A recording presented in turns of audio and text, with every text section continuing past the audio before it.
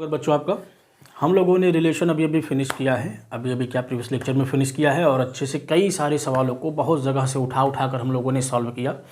तो अब हमें लगता है कि रिलेशन में कोई भी समस्या आपको नहीं हो रही होगी, ऐसा मैं उम्मीद करता हूं। अगर कोई भी समस्या है तो आप फिर से हमें किसी भी वीडियो के नीचे कमेंट करके आप पूछ सकते हैं, उन चीज़ों को फिर से आपको क्लैरिफाई कर दिया जाएगा। ठीक, इसी क्रम में हम लोग बढ़ते हुए रिलेशन फिनिश करने के बाद जो जेन्युइन टॉपिक है जो हमें शुरू करना चाहिए वो है फंक्शन। तो आज हम लोग फंक्शन की बात करने वाले हैं। अब फंक्शन को समझने के कई रास्ते हैं, कई तरीके हैं, उन सब के बारे में हम लोग अपना विचार रखेंगे, आपको समझाने का प्रयास करेंगे और जिस भी रास्ते से आपको समझ में आता है आप उसको अडॉप्ट कर लेंगे, उसको अपने कंठस्थ कर लेंगे और उसी से हर चीज़ों को देखने का प्रयास करेंगे। तो देखिए आज फंक्शन हम लोग शुरू करने वाले हैं और जैसा कि हमने आपको इंट्रो बता ही दिया था जब हम लोगों की पहली क्लास थी कि एक क्रोनोलॉजी होती है। पहले हम लोग सेट थ्योरी पढ़ते हैं, इसलिए क्लास 11th में सेट थ्योरी को पहले इंट्रोड्यूस कर दिया जाता है। उसके बाद रिलेशन की बात आती है, उसके बाद फंक्शन की बात आती है। तो मतलब फंक्शन का कहीं ना कहीं एक खास प्रकार का रिलेशन ही होता है। फंक्शन और रिलेशन में एक इंटर डिसिप्लिनरी स्टडी हमें करनी होती है कि कैसे रिलेशन फंक्शन से डिफ्रेंशिएट होता है। तो देखते हैं फंक्शन, हम लोग हेडिंग डाल लेते हैं और जो भी बातें बताई जाएंगी उनको आप नोट करते हुए चले जाएंगे। इंतज़ार मत करिएगा कि मैं कहूँ आप लिखिए, फटाफट आप लिखते हुए बढ़ते हुए चले जाएंगे आगे। ठीक, अब देखिए फंक्शन जो होता है सबसे पहली बात है कि वो रिलेशन होना चाहिए। रिलेशन में ही कुछ स्पेसिफिक प्रॉपर्टी होगी, हम लोग उसको थोड़ा सा और अपग्रेड करेंगे तब जाके फंक्शन बनेगा। तो रिलेशन क्या होता है एक बार हम लोग देखते हैं, उसके बाद फंक्शन पर आते हैं। जैसे मान लीजिए कोई सेट हमारे पास ए है और कोई सेट बी है, we have to non empty sets A and B. तो रिलेशन जो होता है वो क्या होता है, ए क्रॉस बी का सबसेट होता है। ए क्रॉस बी का बच्चों क्या होता है, सबसेट होता है। एक एग्जांपल छोटा सा हम लेते हैं। मान लीजिए जो ए था हमारा, बस समझते चलिएगा, मान लीजिए ए हमारा 1 2 था और जो बी था हमारा वो कुछ भी ले लेते हैं, चलिए ए बी सी डी ले लेते हैं, ए बी सी ले लेते हैं। क्लियर। अब देखिए ए क्रॉस बी हम आराम से निकाल सकते हैं, हमेशा निकलेगा, कोई भी समस्या नहीं होगी। उसमें से एक हम रिलेशन आर ले लेते हैं, अपने मन से कुछ भी बना लेते हैं सिर्फ समझने के लिए, कोई रूल इसमें नहीं लगा रहे हैं, बस अपने आप से एक रिलेशन हम लोग पिकअप कर ले रहे हैं। मान लीजिए हम ले लें 1 ए 1 बी, ठीक, ऐसे ले लिया 1 ए 1 बी। अब इसको हम पिक्चर से कैसे समझ सकते हैं, ये एक रिलेशन है ए और बी के बीच में और ये रिलेशन क्या करता है। मान लीजिए अगर ये सेट ए है और ये सेट बी है तो ए में हमारा 1 और 2 है और बी में हमारा ए बी सी है। तो ये रिलेशन क्या करता है, ए को ए से 1 को ए से कनेक्ट करता है, एसोसिएट करता है, रिलेट करता है, और 1 को बी से कनेक्ट करता है, एसोसिएट करता है। तो ये रिलेशन है, दो सेट के बीच के एलिमेंट्स को आपस में एसोसिएट करा रहा है, रिलेट करा रहा है, इसीलिए रिलेशन है। अब देखिए खास बात क्या है रिलेशन में, अब जो ये पहला कंपोनेंट होता है उसको हम डोमेन कहते हैं, मीन्स ये डोमेन कहलाता है रिलेशन का। ठीक, अब डोमेन में यहां पर सिर्फ 1 आ रहा है, डोमेन में सिर्फ 1 आ रहा है। अगर रिलेशन के डोमेन की हम बात करें तो इसमें सिर्फ क्या आया, 1। और अगर हम लोग रेंज की बात करें तो रेंज सेकंड कंपोनेंट आता है, तो ए और बी है।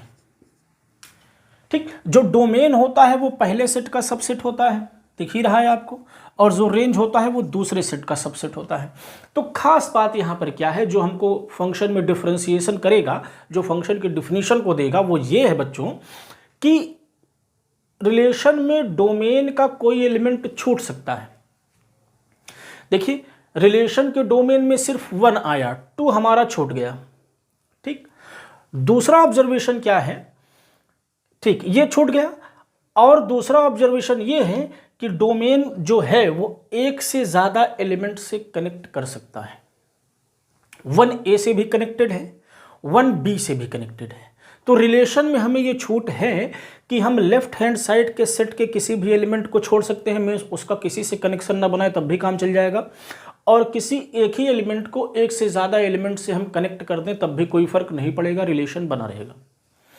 अब देखिए अगर हम इसी को थोड़ा सा मॉडिफाई कर दें, मीन्स ये जो एक एलिमेंट 2 जगह पर जा रहा है इसको हम सिर्फ एक जगह पर भेजें, मान लीजिए ए पर भेज दिया, और जो 2 यहां पर छूट रहा था इसको भी हम किसी न किसी से कनेक्ट कर दें, चाहे ए से कर दें या बी से कर दें या सी से कर दें, कहीं पर भी हम भेज सकते हैं। 2 को ए से भी कनेक्ट कर सकते हैं, बी से भी और सी से भी। मीन्स अगर अब हमें आर लिखना होगा तो ये क्या हो जाएगा 1 ए, मान लीजिए 2 बी, 2 को हमने बी पर भेज दिया। ठीक, अब इसमें क्या खास बात है, इसमें जो डोमेन अगर हम इस रिलेशन का निकाले तो पूरा पूरा ए आएगा, पहला वाला सेट आएगा, 1 भी आएगा, 2 आएगा। मतलब अब कोई एलिमेंट लेफ्ट हैंड साइड के एलिमेंट का छूटना नहीं चाहिए। और अगर इसका हम रेंज निकालें तो वो ए और बी आएगा जो कि दूसरे सेट का सबसेट होगा। बात को सिर्फ समझिए, चलिए अभी कुछ नहीं लिखना, भी ना आपको सिर्फ समझना है। रिलेशन में फिर से मैं बता रहा हूं, रिलेशन में जो है वो लेफ्ट हैंड साइड का एक एलिमेंट 2 जगह या 3 जगह या 4 जगह, कई जगह जा सकता है। और कोई एलिमेंट डोमेन का छूट भी सकता है। मीन्स ऐसे भी एलिमेंट मिलेंगे जो किसी से भी कनेक्टेड ना हो। बस यही दोनों बातें अगर निकाल दी जाए, मीन्स ऐसा रिलेशन जिसका जो डोमेन है वो पूरे का पूरा पहला सेट आ जाए, मीन्स कोई भी एलिमेंट छूटे ना, डोमेन का हर एक एलिमेंट किसी ना किसी से रिलेटेड हो। बात ठीक है? या ऐसे कह सकते हैं कि उस रिलेशन का जो डोमेन है वो पूरा पहला सेट आ जाए ए हमारा। और दूसरी बात क्या कि डोमेन का कोई एक एलिमेंट 2 जगह पर ना जाए, सिर्फ वो एक ही जगह पर जाए। बात ठीक? ऐसे आप समझिए प्रैक्टिकल एग्जांपल लेके कि मान लीजिए हम हैं और ये दिल्ली है, ये मुंबई है, तो मैं यहाँ के व्यक्ति से भी रिलेटेड हो सकता हूँ, यहाँ हमारे कोई पहचान का है, और मुंबई में भी कोई हमारे पहचान का हो सकता है। तो ये सिर्फ रिलेशन है। रिलेशन में दिल्ली के व्यक्ति के साथ भी और मुंबई के व्यक्ति के साथ भी एक साथ रिलेटेड हो सकता हूँ, मैं रिलेशन बना सकता हूँ, लेकिन फंक्शन नहीं बना सकता। फंक्शन का मतलब कार्य करना। हम या तो दिल्ली जा पाएंगे या तो मुंबई जा पाएंगे, एक साथ दोनों जगह नहीं जा पाएंगे। तो ये दोनों में रिलेशन और फंक्शन में डिफरेंशिएशन ऐसे भी आप करके समझ सकते हैं। ठीक, तो ऐसा रिलेशन 2 सेट के बीच में, अभी इसको देखने का दूसरा तरीका भी बताएंगे। ए और बी के बीच में ऐसा रिलेशन जो पहले सेट के हर एक एलिमेंट को बी के किसी ना किसी एलिमेंट से कनेक्ट करे, और पहले सेट का कोई एक एलिमेंट 2 जगह पर ना जाए, वो सिर्फ एक ही जगह पर जाए। तो ऐसा रिलेशन क्या कहलाता है? फंक्शन कहलाता है। चलिए फट से इसका हम लोग प्रॉपर डिफिनेशन लिख लेते हैं। तो देखा आप लोगों ने कैसे रिलेशन फंक्शन एक दूसरे से कनेक्टेड है। अभी इसी फंक्शन को हम दूसरे तरीके से भी देखना सीखेंगे कि और क्या तरीका हो सकता है फंक्शन को डिफाइन करने का।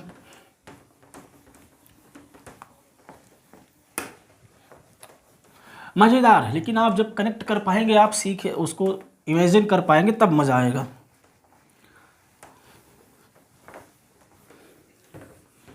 देखिए, तो फंक्शन कुछ नहीं है, फंक्शन एक रिलेशन है। तो a relation between sets A and B, a relation between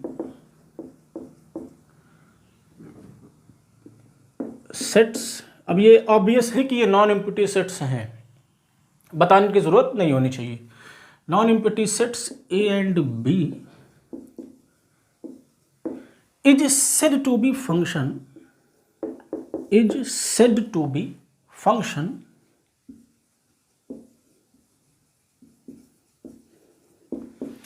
if, बहुत ध्यान से देखिए, जो जो हम लोगों ने वहां समझा उसी को वर्ड्स दे देने हैं हमें बस।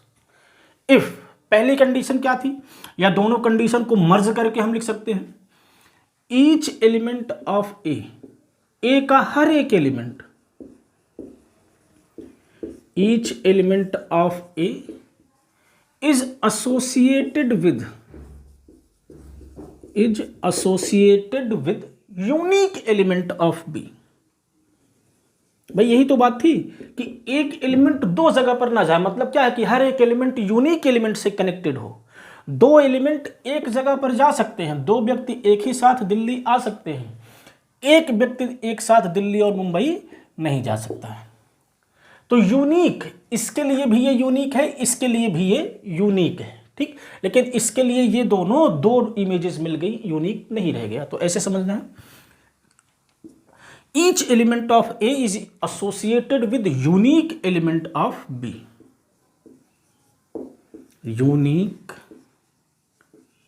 Element of B. बात को बहुत ध्यान से इमेजिन करके आप जो बताई गई चीज़ें उसको देखेंगे, पढ़ेंगे इसको, सोचेंगे उसको, तब जाके चीज़ें कोलैप्स करेंगी, तब मज़ा आएगा। दोनों चीज़ें जब एक साथ आके मिल जाएंगी, इमेजिनेशन और रीडिंग। ठीक, चलिए एक तरीका तो ये हो गया फंक्शन को समझने का। अब देखिए इसी चीज़ को हम एक मैथमेटिकल एक्सप्रेशन दे सकते हैं।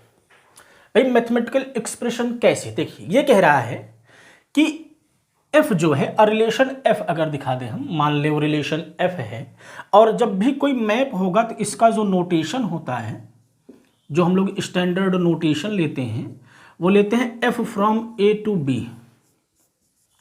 अगर f a और b के बीच में मैप है तो उसको हम कैसे लिखेंगे? f from a to b या मैप। और कभी कभी इसी को हम इसे y बराबर fx लिख देते हैं, y इक्वल टू fx। मतलब ये क्या कर रहा है, जो f है वो x को कहाँ पे ले जा रहा है?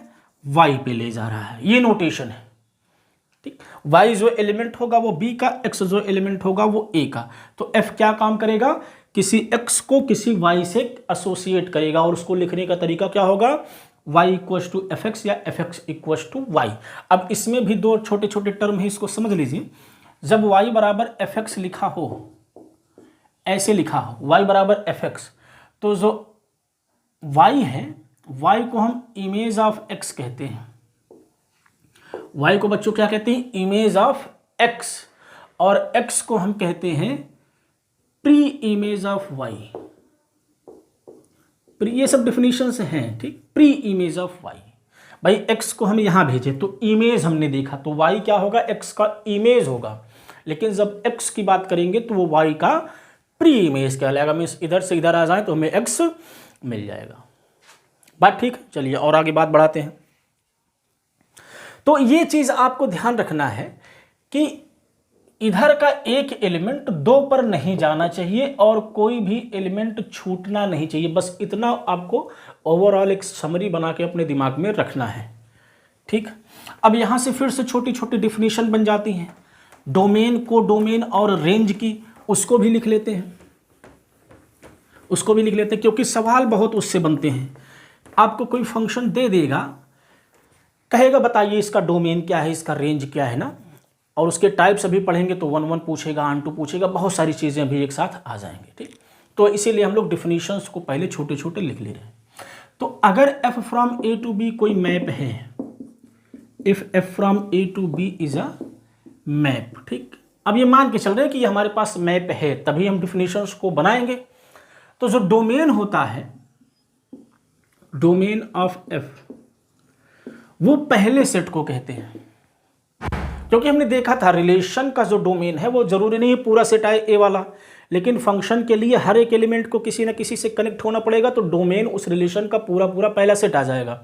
तो फंक्शन जब कह दिया तो ऑब्वियस सी बात है कि जो पहला सेट है वो पूरे का पूरा डोमेन है, वो किसी ना किसी से ए के सारे एलिमेंट बी के एलिमेंट से कनेक्टेड हैं। ठीक, तो जब भी फंक्शन कहेगा तो पहला सेट क्या हो जाएगा? डोमेन हो जाएगा, और जो दूसरा सेट होगा वो कोडोमेन होगा, कोडोमेन ऑफ f, ये दूसरा सेट हो जाएगा। बात ठीक। अब देखिए एग्जांपल से समझिए, यहां पर ए बी है, मान लीजिए यहां पर 1 2 3, हमने इसको इससे कनेक्ट कर दिया, इसको इससे कनेक्ट कर दिया, तो ए के सारे एलिमेंट कनेक्टेड हो गए और ए का कोई एलिमेंट दो जगह पर नहीं जा रहा है, तो ये एक मैप है। तो मैप में देखिए दूसरे सेट में एलिमेंट छूट सकते हैं। मैप में सिर्फ ये कंडीशन है कि पहले सेट का एलिमेंट नहीं छूटना चाहिए, दूसरे सेट के एलिमेंट्स छूट सकते हैं, लेकिन जब पूरा हम दूसरा सेट देखेंगे तो ये कोडोमेन कहलाएगा। लेकिन जब जो कनेक्टेड नहीं है किसी से उनको निकाल देंगे, मतलब सिर्फ 1 और 2 को देखेंगे, तो ये फंक्शन का रेंज कहलाएगा। ये फंक्शन का रेंज कहलाएगा, मीन्स उन एलिमेंट्स का कलेक्शन जो डोमेन के एलिमेंट्स से कनेक्टेड है वो रेंज कहलाते हैं। तो अगर रेंज ऑफ f की बात करें, रेंज ऑफ f की बात करें तो ये क्या होगा? ये fx टाइप के एलिमेंट का कलेक्शन होगा। भाई ये क्या होगा? 1 जो होगा f ऑफ a होगा, 2 जो होगा f ऑफ b होगा। सही है। तो जो रेंज होता है वो fx टाइप के एलिमेंट का कलेक्शन होता है, और जहां पर जो x होता है वो डोमेन का मेंबर होता है। भाई डोमेन के एलिमेंट का ही तो इमेज लिया जाएगा। बात क्लियर है। तो ऐसे एग्जाम्पल से हमने समझा कि आपको तब डिफिनीशन बनाया था कि चीज़ें आपको कनेक्टेड लगें। सीधा अगर हम डिफिनीशन बता देंगे तो आप घबरा जाएंगे, ये सब क्या है, एफ वगैरह, एक्स बिलोंग्स टू ए ना, इसीलिए हमने इसको ऐसे ले लिया।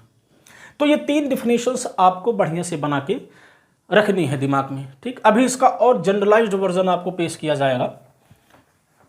इस और भी डिफिनीशन एक ही चीज़ की हम और प्रकार से देखेंगे, डोमेन को और प्रकार से डिफाइन करेंगे।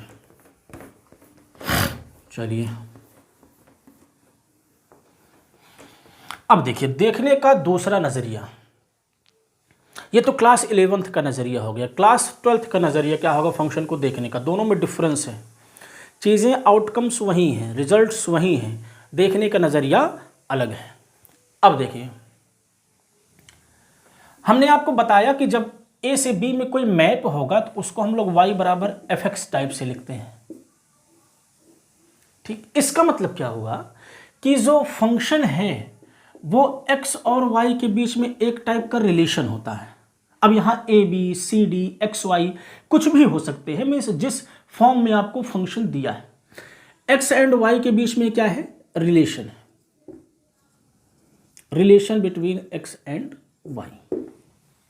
और कैसा रिलेशन है कि जो अगर हम x लें, x मान लीजिए x1 ले लिया, x की कोई पर्टिकुलर वैल्यू ले लिया, तो इस x1 के लिए हमें कोई एक y1 मिलना चाहिए, y2 नहीं मिलना चाहिए, 2 नहीं मिलने चाहिए, सिर्फ 1 मिलना चाहिए। मतलब क्या हुआ कि अगर आपको x और y में कोई एक्सप्रेशन दिया है, कोई भी इक्वेशन दिया है, तो वो इक्वेशन फंक्शन को रिप्रेजेंट करेगा यदि x की एक वैल्यू के लिए y की सिर्फ एक वैल्यू मिलती है, x की एक वैल्यू के लिए y की सिर्फ एक वैल्यू मिलती है। अगर एक से ज़्यादा मिलेगी तो वो एक्सप्रेशन फंक्शन नहीं होगा। देखिए कैसे चीज़ें बदल रही हैं, कैसे चीज़ें बदल रही हैं। वो नुआंस था, वो बेसिक था, लेकिन आपको उस तरीके से थोड़ा ऊपर हट के देखना है, क्योंकि वो क्लास 11th का था, तो थोड़ा सा अपग्रेडेशन चाहिए। बात को समझिए, any expression in x and y, definition हम लोग नई डिफिनीशन बना रहे हैं। Any expression in x and y is a function if, यदि for a particular value of x, if for a particular value of x we get unique value of y, y की 2 values नहीं मिलनी चाहिए, सिर्फ एक value मिलनी चाहिए, unique value of y। वही चीज है कि x का 2 जगह पर इमेज नहीं मिलना चाहिए, x का एक ही इमेज मिलना चाहिए। इसका मतलब क्या हुआ कि x की एक वैल्यू के लिए y की 1 एंड ओनली 1 वैल्यू मिलनी चाहिए, मीन्स यूनिक। तो वही कह रहा है कि अगर कोई एक्सप्रेशन हमें x y में दिया है, उसमें हम x की कोई वैल्यू लेते हैं, तो अगर y की भी सिर्फ एक ही वैल्यू मिलती है, तो ऐसा एक्सप्रेशन क्या हो जाएगा बच्चों, फंक्शन हो जाएगा, फंक्शन हो जाएगा। बात ठीक। अब देखिए, अगर इस डिफिनीशन के अकॉर्डिंग हमें डोमेन और रेंज बताना हो तो उसके डिफिनीशन हम लोग मॉडिफाई कर लेते हैं। इस डिफिनीशन के अकॉर्डिंग हम लोग डोमेन और रेंज को डिफाइन कर लेते हैं, ठीक। डोमेन, चीजें वही आएंगी, आप चाहे उस डिफिनीशन से निकालें या इस डिफिनीशन से, बस देखने का नजरिया। जैसा हमने कहा, डोमेन जो होगा भाई, फंक्शन हमारा y बराबर fx टाइप का है, ठीक।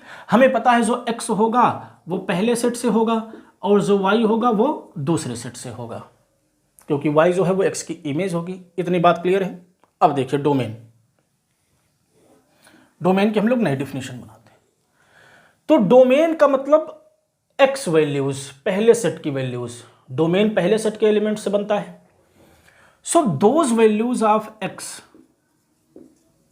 Those values of x for which,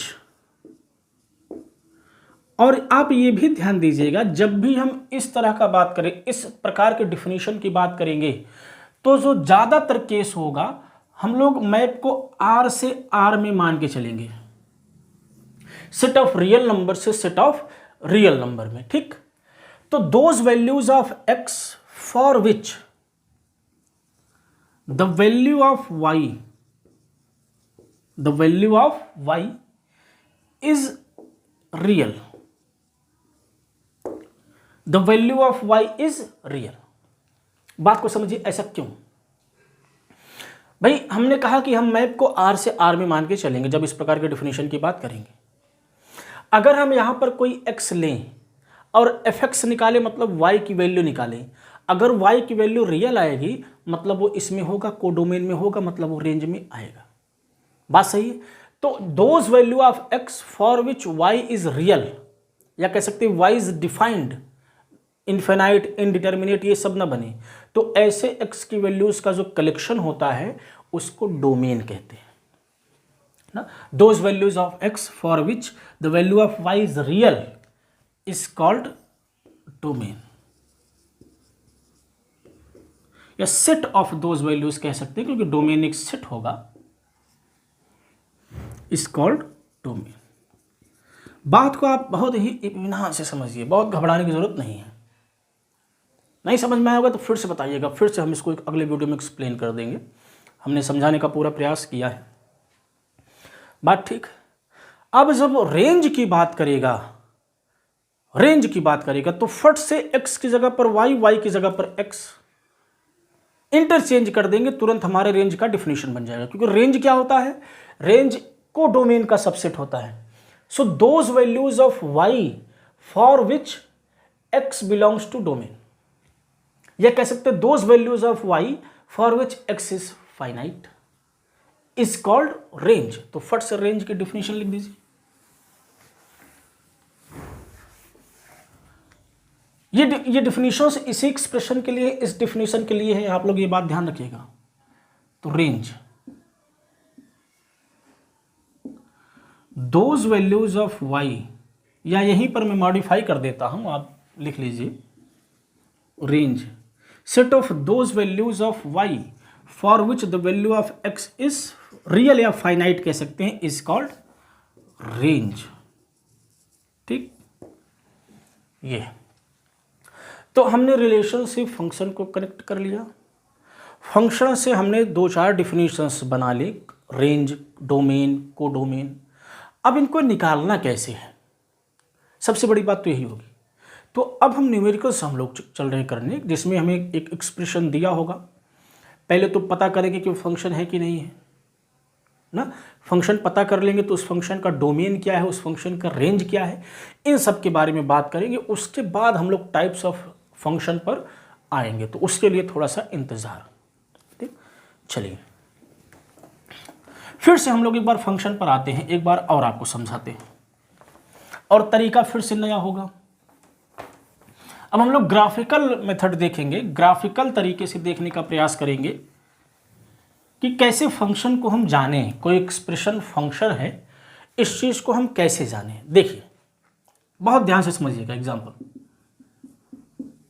first example, मान लीजिए हमें दिया है y स्क्वायर बराबर 4ax, y स्क्वायर बराबर 4ax।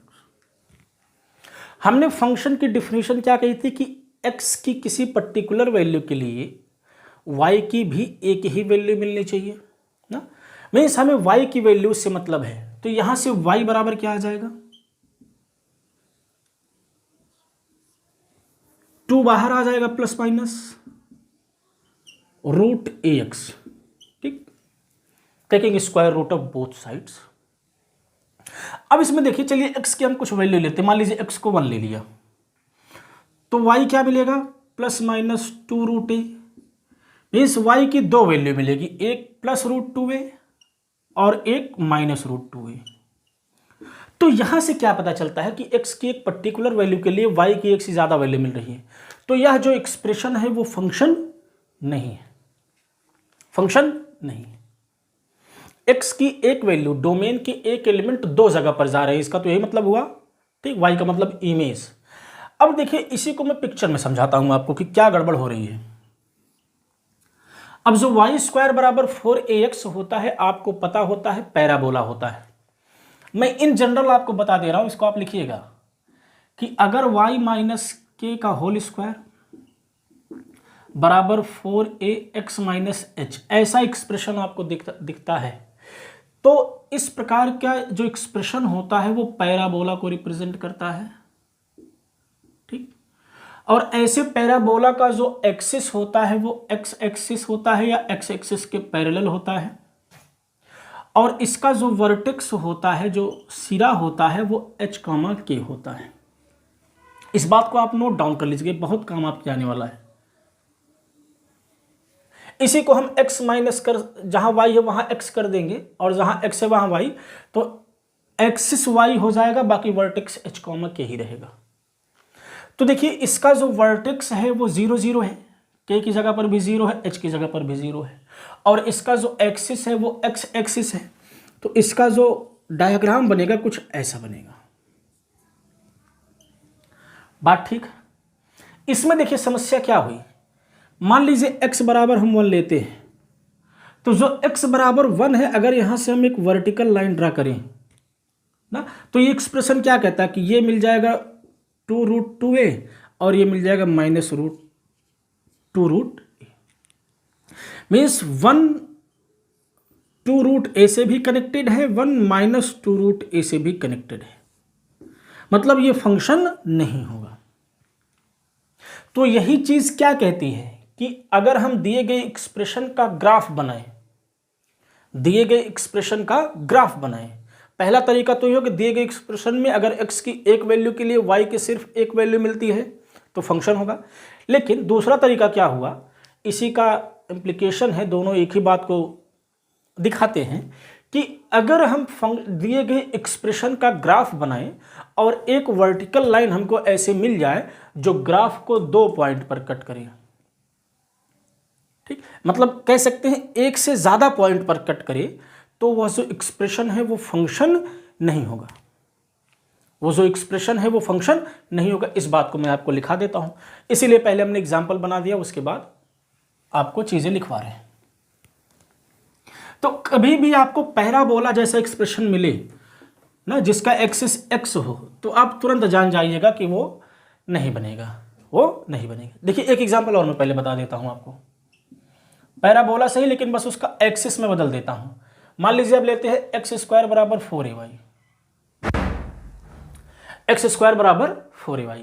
अब आपको पता है इसका जो वर्टेक्स है वो 0 0 हो जाएगा और जो एक्सिस है वो y एक्सिस हो जाएगी। अब आप कोई भी वर्टिकल लाइन लीजिए, कोई भी वर्टिकल लाइन जो ग्राफ को कट करे, वो एक से ज्यादा पॉइंट पर ग्राफ को कट नहीं करेगा, मतलब ये जो एक्सप्रेशन है वो फंक्शन का एक्सप्रेशन है, मीन्स ये x² बराबर 4ay एक फंक्शन को रिप्रेजेंट करता है। और आप दूसरे तरीके से भी देख सकते हैं कि यहां से y बराबर क्या मिलेगा, x²/4a। तो जैसे ही x की वैल्यू बदलेंगे y की वैल्यू लगातार बदलती जाएगी, मीन्स y की 2 वैल्यू नहीं मिलेगी, x बदलेंगे तो y भी बदल जाएगा।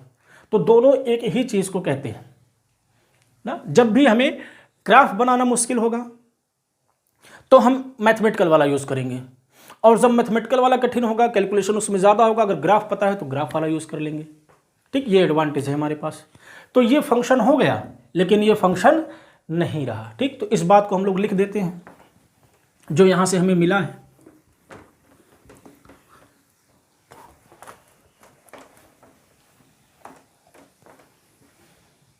ठीक, चलिए, तो पहले वाला तो हमने लिख लिया है डेफिनेशन कि x की एक वैल्यू के लिए y की एक वैल्यू मिले। ग्राफ वाला लिख देते हैं, ग्राफिकल मेथड, ग्राफिकल मेथड ये क्या कहता है, एन एक्सप्रेशन मान लीजिए y बराबर fx है, represents function, represents an expression, suppose y equals to fx, represents a function if any vertical line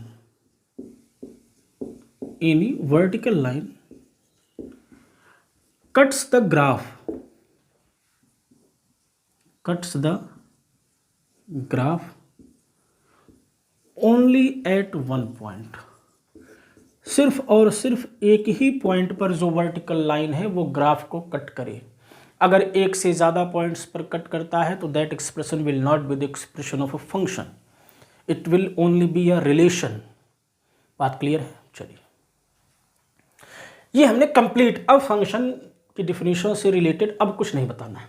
function को हमने कई प्रकार से आपको दिखा दिया कि कैसे आप समझ सकते हैं कि फंक्शन क्या होता है और कैसे आप चेक करेंगे कोई एक्सप्रेशन फंक्शन का है कि नहीं है। अब हमें जो बात करनी है डोमेन रेंज की बात करनी है और टाइप्स ऑफ फंक्शन की बात करनी है। तो हम लोग आ जाते हैं डोमेन और रेंज पे। उसमें भी ये ग्राफ वाला बहुत मदद करेगा हमें, कठिन से कठिन सवालों को लगाने में ग्राफ भी हमारी मदद करेगा। बात को फिर से एक बार समझ लीजिए। हमने कहा कि अगर r से या कोई एक्सप्रेशन हमें y बराबर fx दिया है, कोई भी एक्सप्रेशन दिया है, सेट a और b के बारे में कुछ नहीं कहा है ना, लेकिन ये हम रियल में पढ़ रहे हैं। जो सेट्स होंगे वो रियल होंगे या रियल के सबसेट्स होंगे जो a और b होंगे, उसके रिगार्डिंग, उससे रिलेटेड हम लोग ये बात कर रहे हैं। तो इसका हमने जो डोमेन डिफाइन किया वो क्या है? दोज वैल्यूज ऑफ x, इसको आप याद रखिए, those values of x for which y is finite, या y is a real number, ठीक, except infinity, infinity real number में होता नहीं है। और इसी का रिवर्स कर देंगे तो रेंज का डिफिनीशन बन जाएगा। मीन्स अगर रेंज की बात करें तो those values of y for which x is finite. ये दो चीज़ें हैं, इन्हीं दो से हमारे क्वेश्चंस लगेंगे। जैसे छोटा सा सवाल, एकदम आराम से समझिएगा। मान लीजिए हमने आपको दे दिया y equals to x square minus x upon x. ये x और y में रिलेशन है, ठीक, इनफैक्ट फंक्शन है। आप चेक कर सकते हैं, x की वैल्यू बदलेंगे तो y की वैल्यू बदल जाएगी, सेम नहीं। आप जो सबसे पहली बात आपको रिमार्क करनी है कि जब भी ऐसा कुछ हो, जब भी ऐसा एक्सप्रेशन दिया हो तो आप अपने तरफ से उसको काटने पीटने मत लगेगा। जिस फॉर्म में दिया होता है उसी फॉर्म में आपको डोमेन और रेंज निकालना होता है। भाई इसको बहुत दिमाग लगाओगे, x कॉमन लेके x माइनस वन करके अपॉन x करके x से x काट दोगे बराबर x माइनस वन ना, ऐसा नहीं करना है, ये गलत है। क्योंकि अभी मैं दिखाऊंगा इसका जो डोमेन रेंज है अलग है, उसका डोमेन रेंज अलग है, ठीक। तो जैसा एक्सप्रेशन दिया रहे आपको वैसे ही निकालना है, उसमें आपको अपने तरफ से मॉडिफिकेशन नहीं करना है। अब बात को समझिए। इसके डोमेन की अगर बात की जाए, हमने क्या कहा डोमेन क्या होगा? डोमेन x की वो वैल्यूज होंगी जिनको हम रखें तो y हमारा फाइनाइट है, ठीक। अब आप ध्यान दीजिए कि अगर x हम 0 रख दें तो ये अनडिफाइंड हो जाएगा, 0 बाई 0 इनडिटर्मिनेट आ जाएगा, मीन्स फाइनाइट नहीं रह जाएगा। और अगर 0 के अलावा हम कुछ भी ले, 0 के अलावा x की वैल्यू हम कुछ भी ले तो ये कुछ फाइनाइट वैल्यू आएगा, क्योंकि समस्या सिर्फ 0 पर हो रही है। जहां पर डिनोमिनेटर 0 होगा समस्या वही होगी, न्यूमरेटर कभी भी समस्या पैदा नहीं करता। तो अगर हम रियल नंबर में से सिर्फ 0 को निकाल दें, सिर्फ 0x ना हो, बाकी चाहे जो हो y हमें फाइनाइट ही मिलेगा। इसका मतलब क्या हुआ बच्चों कि इस जो एक्सप्रेशन का, इस जो फंक्शन का डोमेन है वो r माइनस 0 है। समस्या सिर्फ 0 पर हो रही थी, बात ठीक। चलिए अब इसका हम देखते हैं, जो हमने काट दिया था ये दूसरा फंक्शन है, ध्यान दीजिएगा, यही वाला फंक्शन नहीं है, x माइनस 1। इसके अगर हम डोमेन की बात करें, इसमें x आप कुछ भी ले लीजिए, x आप बदलते जाइए, y बदलता जाएगा, कभी भी इनडिटर्मिनेट या इनफाइनाइट नहीं आएगा। तो x आप पूरा पूरा रियल नंबर ले सकते हैं, कोई भी फर्क नहीं पड़ेगा, हर जगह पर y फाइनाइट ही आएगा। तो इसका डोमेन क्या हो गया? r हो गया। जबकि आप काट देते हैं इसको तो यही बन जाता है, यहाँ पर डोमेन r माइनस 0 आया है लेकिन यहाँ पर r आया है, तो ये फर्क पड़ जाता है। तो जैसा एक्सप्रेशन दिया है आपको उसी से डील करना होता है, अपने तरफ से मॉडिफाई नहीं करना होता है। बात ठीक। चलिए और क्वेश्चंस लेते हैं हम लोग, डोमेन और रेंज की और बात करते हैं। अब इसमें देखिए ए और बी नहीं दिया था, फिर भी हमने डोमेन रेंज निकाल लिया। ठीक है, चलिए और सवाल लेते हैं, बढ़िया सवाल। ठीक, अब देखिए थर्ड क्वेश्चन, अगर हम fx को ले लें, fx मतलब y ही होता है, x minus 1 upon x minus 2, तो डोमेन क्या होगा, x की वो वैल्यू जिसके लिए y फाइनाइट है। तो आप जब भी ऐसा px अपॉन qx टाइप का बने तो बस चेक करिए डिनोमिनेटर कहाँ कहाँ अनडिफाइंड होगा। तो यहां पर अगर x बराबर 2 ले लें तो नीचे 0 आ जाएगा, समस्या खड़ी हो जाएगी, और कहीं पर भी समस्या खड़ी नहीं होगी। तो इसका बच्चों डोमेन क्या हो जाएगा, r माइनस 2, सिर्फ 2 को निकाल दीजिए रियल नंबर में से, ये हर जगह डिफाइंड है, कहीं भी कोई समस्या नहीं करेगा। चलिए यहां पर रेंज की बात भी करते हैं हम लोग। रेंज बहुत ध्यान से समझिएगा, डिफिनीशन को जिसको समझ में आया होगा तुरंत निकाल के बता देगा वीडियो को पॉज करके। रेंज क्या होता है, y की वो वैल्यू जिसके लिए x फाइनाइट हो। तो हमें y की वैल्यू यहां पर x के टर्म में दिया है तो डोमेन निकला। अब हमें रेंज के लिए x की वैल्यू y के टर्म में निकालना होगा। जो काम हमने डोमेन में y और x के रिलेशन में किया, रेंज में x और y भी करना होता है। तो पहले हमें इसको सॉल्व करना पड़ेगा और x की वैल्यू y के टर्म में निकालना पड़ेगा। चलिए क्रॉस मल्टीप्लाई कर दीजिए, एक्स वाई माइनस 2y बराबर x माइनस 1। ठीक, x को इधर लेके आइए, कॉमन हो जाएगा y माइनस 1, इसको इधर भेज दीजिए माइनस 1 प्लस 2y। यहाँ से x क्या मिल गया बच्चों, 2y minus 1 upon y minus 1। अब हमने क्या कहा, रेंज क्या होता है, रेंज y की उन वैल्यूज का कलेक्शन होता है जिसके लिए x फाइनाइट है। तो अगर y 1 हो जाए तभी समस्या पैदा होगी, तभी इनडिटर्मिनेट आएगा। तो इसका मतलब क्या हुआ कि जो रेंज है वो हम क्या करें, r में से 1 को निकाल दें, r में से 1 को निकाल दें, रेंज बन जाएगा, नहीं बन जाएगा। ठीक बात है। चलिए ऐसे ही और छोटे छोटे सवाल आपको देते हैं। तो जब भी आपको डोमेन निकालना है तो y को x के टर्म में रहने दीजिए, जब भी रेंज निकालना है x को y के टर्म में कन्वर्ट कर लीजिए। बस यही फंडा जिसको क्लियर हो गया वो डोमेन रेंज बड़े बड़े सवालों को आसानी से निकाल देगा।